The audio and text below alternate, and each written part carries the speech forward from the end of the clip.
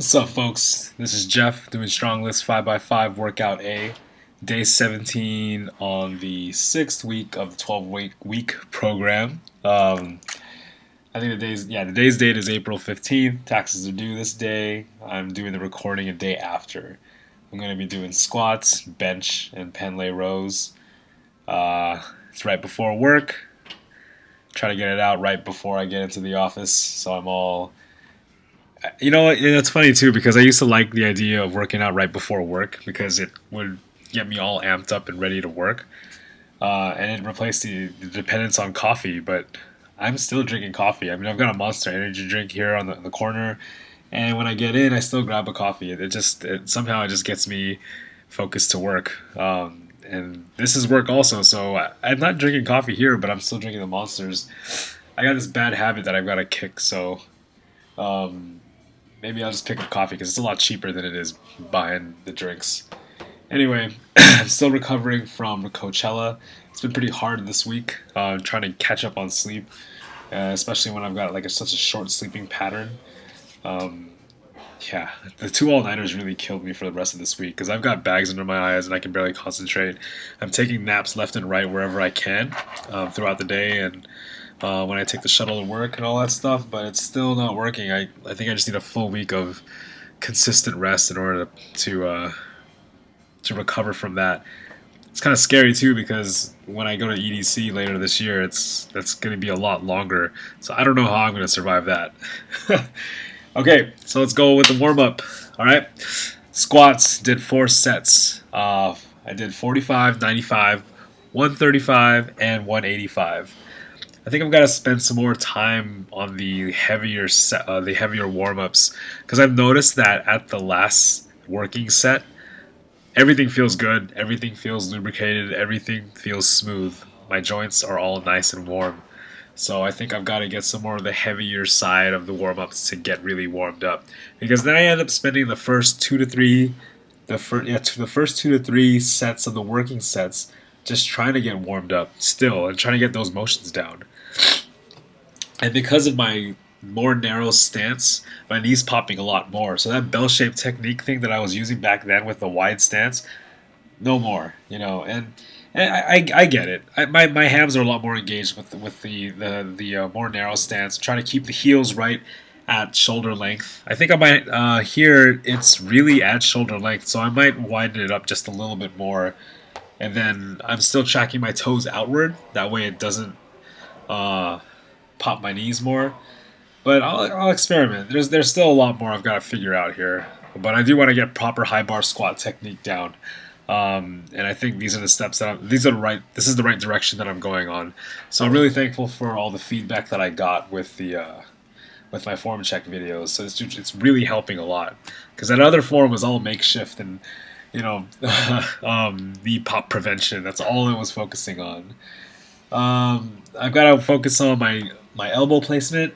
I know in high bar squats you're supposed to keep your arms down, so I'm going to try to start doing that.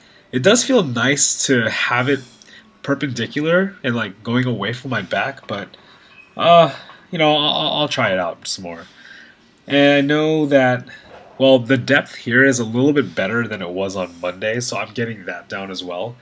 Um, the butt wig is still a bit of an issue, but I think if I work the other kinks out, I think I'll be okay. It's actually kind of painful. If I actually made the audio a little bit louder on what's happening in the background, you can really hear my knee popping and double popping. It's kind of scary.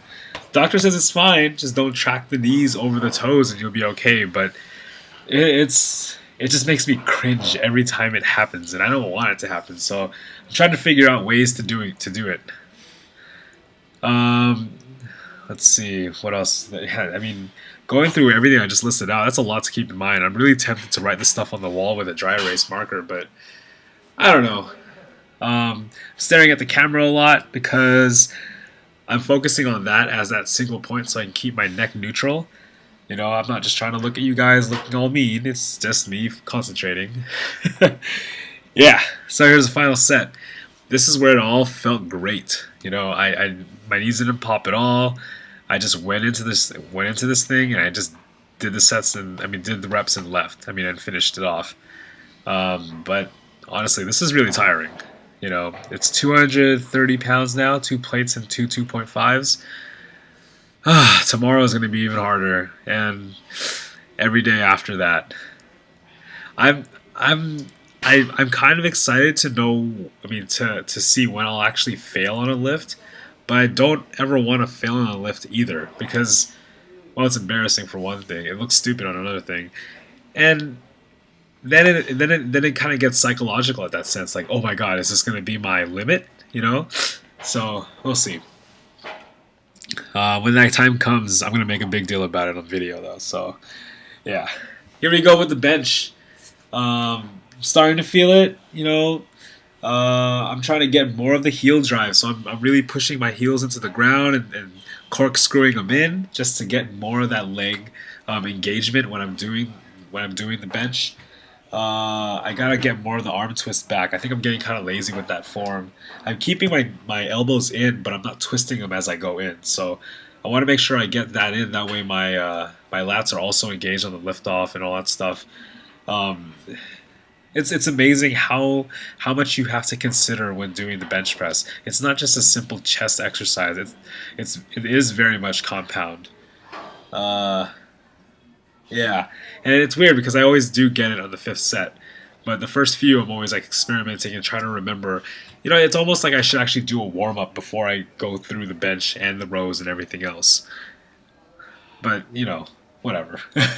No, I really gotta get that form down. So I'm trying to get that all these habits in by touching the sides of the bench, and then lifting my legs up, then go down, then pulling back my heels, and then tracking them out to get the heels into the ground and all that stuff.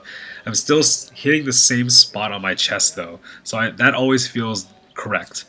Um, and as far as the weight is concerned, it's still kind of relatively light. I won't really be too concerned until I hit 185, like I've said. But I'm still trying to get that template down with the form and all the motions. So it's getting there. I did feel a little discomfort in my right arm as far as the elbow and the shoulder is concerned. And I think it's because I wasn't twisting my arms like I'm supposed to be. So I'll make sure I gotta make sure to keep that in mind when I get back to this on Monday. um, Yeah, see, as you can see here, it doesn't. There's no like indication of twisting as I go through the bench. Um, I really like this angle because it does reveal a lot on what I'm doing with my arms. The only thing I don't like about the bench is that my headphones always fall out because my headphones are made to just kind of rest in the back of your neck. Well, they always fall back whenever I'm laying back, so it's kind of annoying.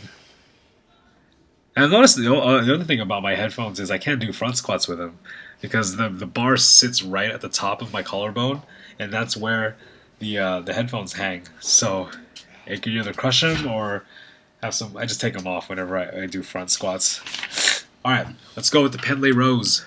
Um, as far as the placement is concerned and the motion is concerned, I think I'm okay.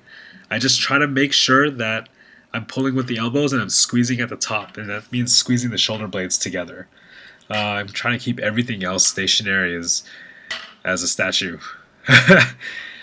Just like in the deadlifts, I'm resetting every time the weight goes to the ground because of those damn hex plates. They're always sliding around, and I don't know how to keep them still. Like I wish I could just put duct tape on the bar just to keep the bar still, but it's just one of those things you got to deal with, and it kind of keeps things a little bit interesting. I guess it keeps you kind of focused, like, oh, I'm not doing the right form, and if I don't do this, so yeah, I'm keeping all that stuff in mind and resetting when I have to.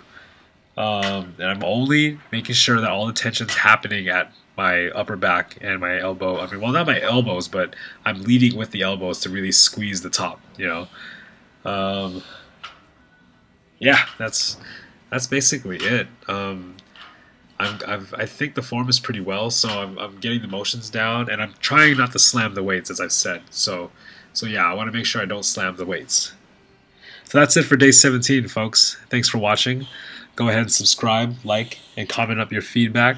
Send me some plur vibes if you're down and you feel that. And I'll see you in the next episode when I get back into rec mode. Thank you.